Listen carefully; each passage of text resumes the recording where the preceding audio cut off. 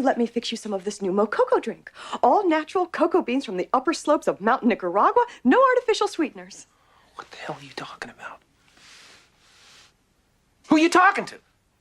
I've tasted other cocos. This is the best. What the hell does this have to do with anything? Tell me what's happening! Well, you're having a nervous breakdown. That's what's happening. You're part of this, aren't you? Roman! Meryl! You are scaring me! No, you're scaring me, Meryl. What are you gonna do? Dice me? Slice me or peel me? There's so many choices! No! Do something! Let's talk about the Truman Show, otherwise known as the original influencer prison. Video essay by Kate Fletcher. So I want to start by saying something that is definitely a little bit uncomfortable for me to say, but I felt like I should, because we're talking about authenticity here, and I didn't want this project to, be some perfectly tidy little polished project that acts like, my real life is separate from my writing process. So before I actually start diving into this topic today and discussing good old Truman, I first want to start with saying something that's definitely going to make me a little bit uncomfortable.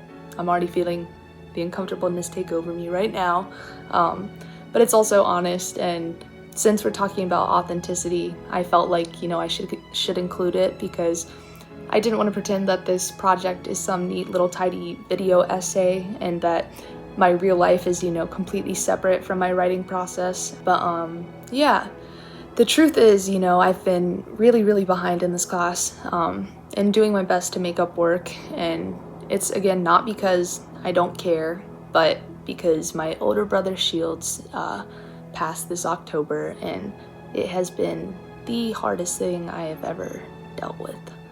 But anyway, trying to exist again after that has been the hardest thing.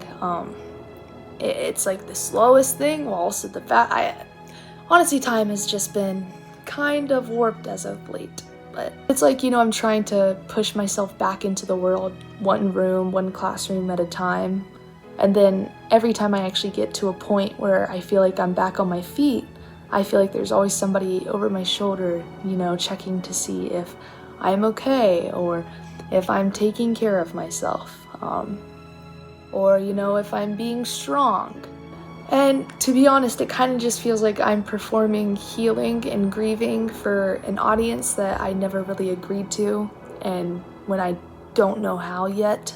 And I think that's honestly, what led me back to the Truman Show and what made me want to make it sort of the center of this project.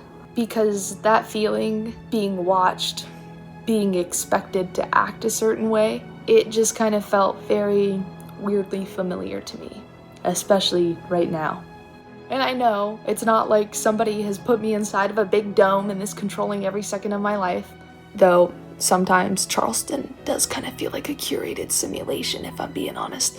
But I more so, mean in the emotional sense. The sense of living in a world where your whole interior life is filtered, packaged, and, just kind of explained or exploited for the sake of everybody else. So before I even get into, the Truman Show's film analysis and, influencer culture and Emily Hunt's arguments for and against authenticity, I want to start us off with Truman's most iconic line.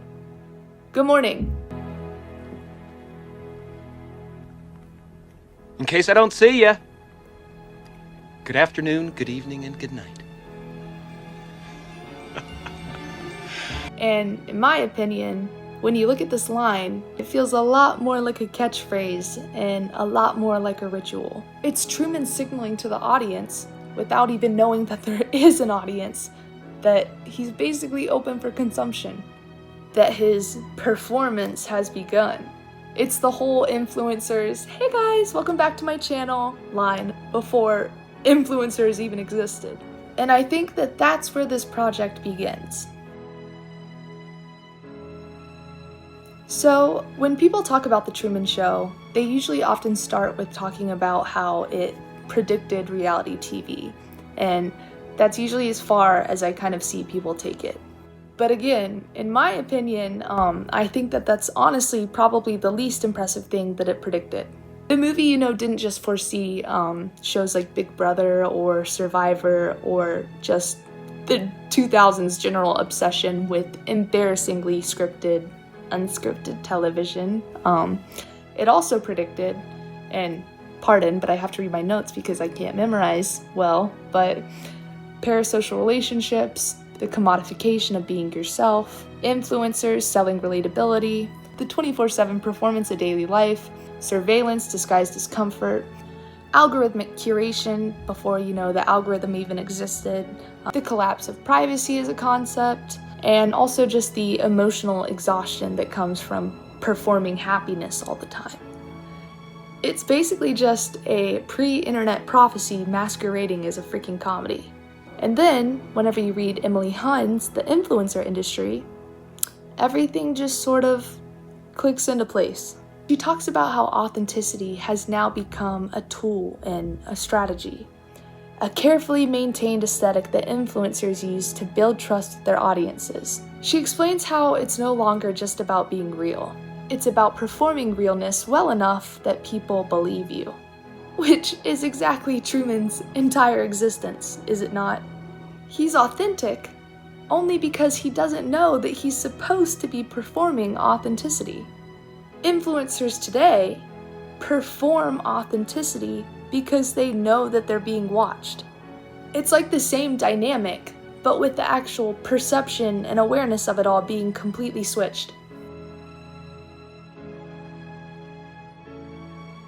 I think that there's also this kind of fascinating thing that happens whenever you view the movie with a modern lens. Like, Truman is literally the blueprint for the relatable influencer that we see so much of on TikTok, YouTube, Instagram, but mainly TikTok. For example, he follows a predictable morning routine. He talks to his neighbors, with that same old signature greeting. He bikes the same route every day. He has a house that basically looks like Pinterest had a baby with a Hallmark movie. His best friend shows up with product placement like, "Nothing like a cold brewski, bud, while we talk about your trauma." The entire town is essentially an Instagram Explore page. Perfect lighting, perfect color palettes. Every woman looks like she's in a toothpaste commercial. Every street looks like a staged photo shoot. Every interaction is designed to feel cute, comforting, and above all else, consumable. Truman is truly the original lifestyle vlogger, just without the ring light. And what makes it all so funny or sad, whatever you are feeling right now, is that the audience loves Truman for his authenticity, even though they know it's being artificially produced. And meanwhile, on TikTok and again, mainly TikTok, nowadays we have people crying in their car, talking about trauma while curling their eyelashes, cleaning their room to a sad Phoebe Bridgers song, or doing like fake candid moments with a tripod, or just trying to make it seem like they're being authentic whenever again the authenticity has been carefully curated. And for what? To prove that they, or I guess we, are all being genuine? Truman never struggles, or I guess struggled with that. He is only authentic because he himself does not know that he is a part of a brand.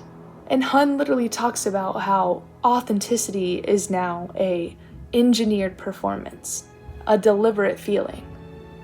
And I just think that The Truman Show kind of created that template, or showed it to us before the internet even caught on.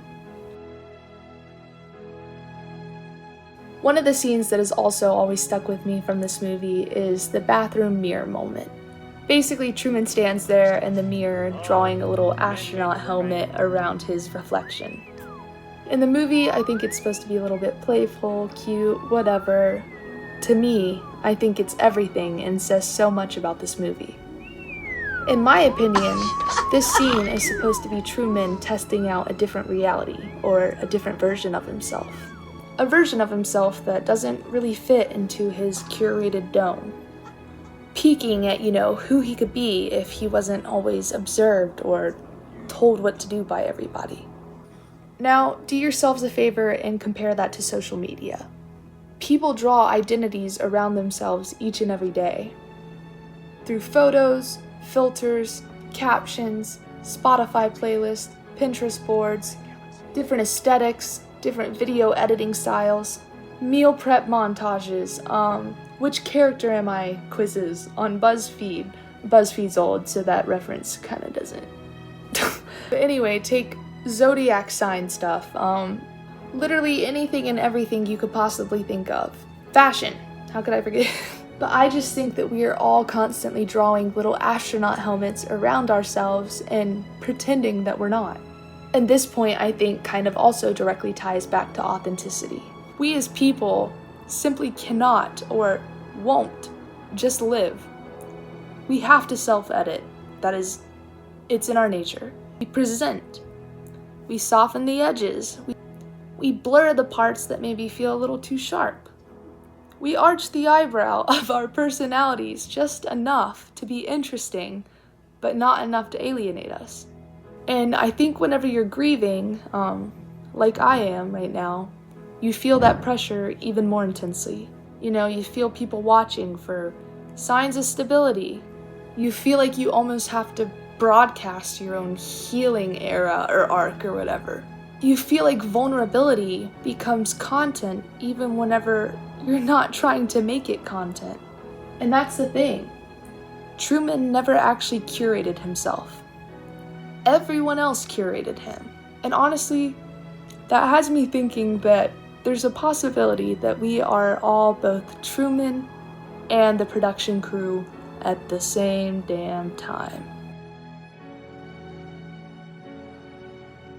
Something else that I feel like people don't talk about enough whenever it comes to this movie is the fact that the audience in The Truman Show isn't passive. They actively need Truman. They watch him like he is the golden fleece or heated blanket that they absolutely need in order to get their beauty sleep that night. They interrupt their own lives literally just to turn on the TV and check out what he is doing. They cry when he cries. They cheer whenever he smiles or, is having a good time. They feel close to him because they have seen every waking minute of his life, even the ones that he didn't want anyone to see. And I feel like that is literally the modern day equivalent of a parasocial relationship. Is it not? People feel like they know influencers, all because influencers strategically choose to show them certain parts of their lives. People feel close because vulnerability has again now become content. And to me, I don't know. It's weirdly intimate and comforting, but also kind of extremely fake at the same time. I don't know, since my brother died, I've had a few people on TikTok tell me they feel connected to me in some of my grief videos, even though they don't actually know me at all. They don't know me. You guys don't really know me. It's just kind of, again, they just know the emotional slivers of me that I choose to post, which isn't that's not the full version of me. People don't know the parts of me that wake up shaking some mornings, or the part of me that forgets what day it is, or I don't know, just kind of the part of me that stares blankly at the wall at 2 a.m. Because I don't know what else to do, and my mind is just spinning in circles, but not actually spitting on a coherent thought. So, but again, Truman never actually knew that he had an audience until, he found out it was all a sham, and that, I'll get there. But my point is that influencers know theirs. And sometimes, it kind of feels like both audiences are expecting something that is not always entirely humanly possible. So. Okay, so now we have to talk about the dome, because I honestly feel like it is one of the most brilliant metaphors in this entire film. But anyway, to Truman, this dome that he's in, this curated world, is home. But yet to everybody else there, even his wife and his best friend, it's a freaking set. It's a set. Oh. Cut. What do they want? Listen to me. Everybody knows that. Everybody knows everything you do. They're pretending, Truman. Do you understand? Everybody's pretending. I don't know. No. But my name's not Lauren. Hey, wait a minute. Who are you? I'm her father. What? I've never even Come on, seen you sweetie. before. We're doing it. Please. It's fake. It's all for you. I don't And understand. this guy and the Come on, sea, honey. everything. It's a set. I don't It's a play. show. Everybody, get out of here. Come on, find me. Don't worry. To Kristoff, who again was the guy running this whole show, the Truman Show, kind of a creep, watching Truman taking him when he was a baby, like what the fuck? What? But anyways, to Kristoff and, you know, all the other producers, it's just this perfectly little contained, controlled environment where every choice that Truman makes has been, you know, quietly predetermined behind the scenes. And honestly, in my opinion, you can't get mad at me if I say that, but if you replace the word dome with the word algorithm, then nothing here really changes. For example, the algorithm controls what you see, shapes what you think is normal, feeds a curated sameness, punishes deviation, and keeps you inside of a loop that feels natural, but isn't. And when Truman tries to escape this routine, you know, that he has realized is a curated simulation, like whenever he starts driving in different directions, you know, leaving work early and trying to fool the people who are predetermining everything for him. Actors, these people on the set, his friends and family, literally appear out of nowhere, scramble and just appear. All as a means of blocking him from doing what he actually wants. Police will appear out of nowhere just as a means of escorting him back to his script. Traffic forms magically out of thin air on an island. They basically just create all of these different emergencies to keep him from leaving. And if you think about it, if you really think about it, the algorithm does that too. Like, try breaking your posting habits. Your engagement drops. Try to watch new content. It drags you right back to what it thinks you like. If you try to step off grid, I'm sure you just feel punished or left out. I mean, stupid FOMO. And to me, it just kind of feels like Truman's Dome is the physical version of our digital life. A cage that is designed to feel comfortable. And lastly, I want to get into the ending a little bit, because in my opinion, as well as many others, it's not just me, this is actually the part of the movie that hits the hardest. And not because, you know, Truman actually leaves and escapes and all of that, but because of the way that he leaves. When he's trying to escape, you know, like I said, all these hazards and stuff appear out of nowhere. In the film, you'll find out that they told Truman that his father died whenever they were out sailing in, like, a storm in the ocean. Like, again, it wasn't real. His dad is, I guess, alive. I don't know. But anyway, you know, Truman, because of his father dying in a sailing accident because of the big storm or whatever that was fake, Truman grows up terrified of water. Like, he will not get on a boat. He's terrified. Like, and again, this was all predetermined so that he wouldn't leave. But, you know, after he figures out that he's in this dome and perfectly curated little world where he actually doesn't have any real choice, just the only thing he can remember is the eyes of this girl in college, you know, that he fell in love with and never saw again because they were like, oh shit, she's not a part of this script, get her out of here. She's an extra.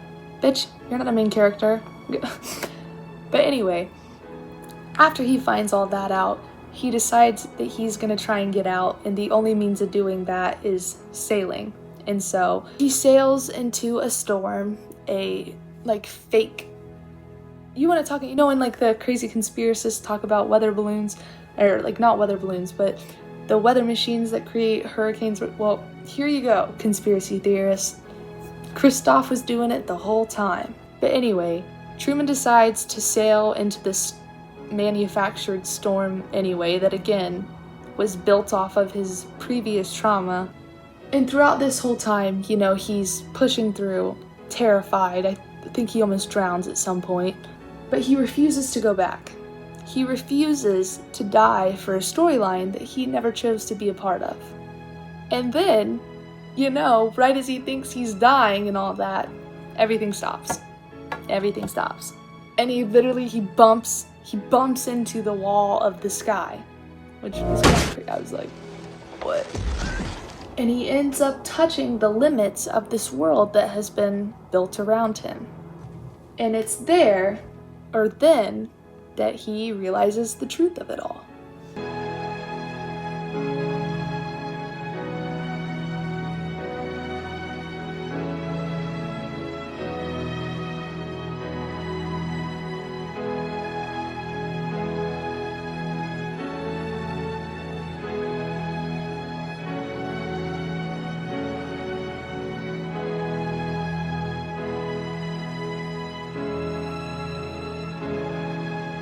I want to talk to him.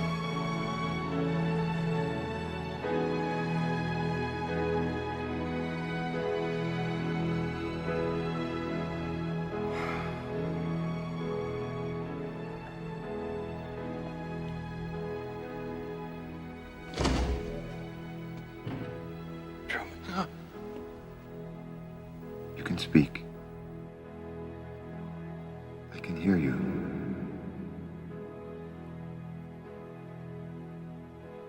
Who are you?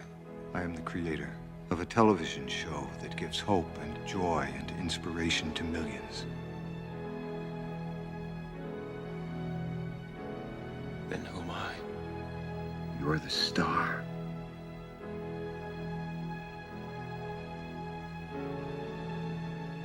Was nothing real? You were real. It's what made you so good to watch. Listen to me, Truman. There's no more truth out there than there is in the world I created for you. Same lies, the same deceit.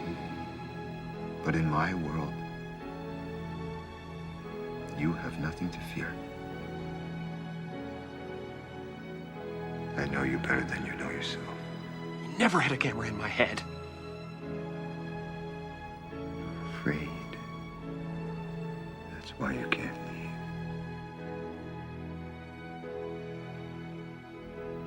It's okay, Truman. I understand. I have been watching you your whole life.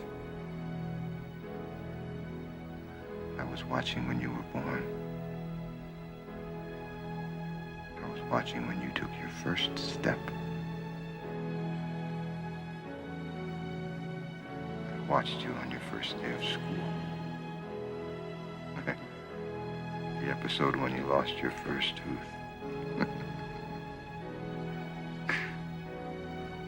You can't leave, Truman. Please, God. You belong here You can do it. with me. Talk to me. Say something. Well, say something, goddammit. You're on television. You're live to the whole world. And after that whole interaction between Father, God, Kristoff, weirdo, he needs jail time, Truman simply decides to walk away from the performance.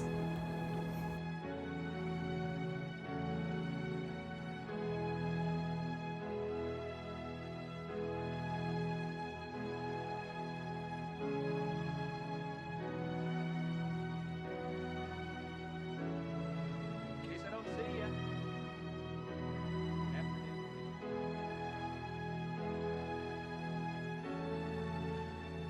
Yeah.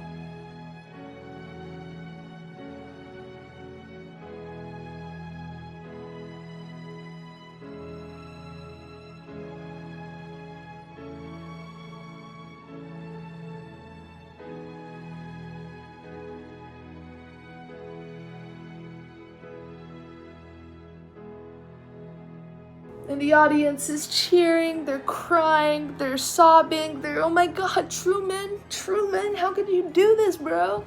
You were our favorite. And you know, they're feeling like really liberated through him. They're like, oh my god, yes, that's our Truman. We knew he was smart enough to figure it out. We definitely didn't want him to never figure it out so we'd have hours of entertainment forever. And then they immediately changed the channel. You want another slice? No, I'm okay.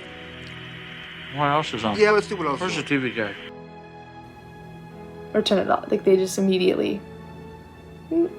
Next. Like, hello? Guys?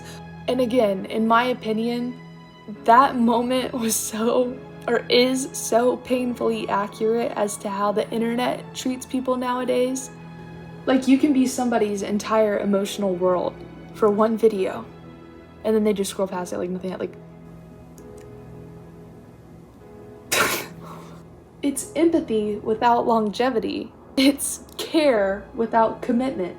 It's connection without actual responsibility. And so, whenever Truman, you know, steps away, just decides to walk away, he becomes free. And also irrelevant in the exact same step.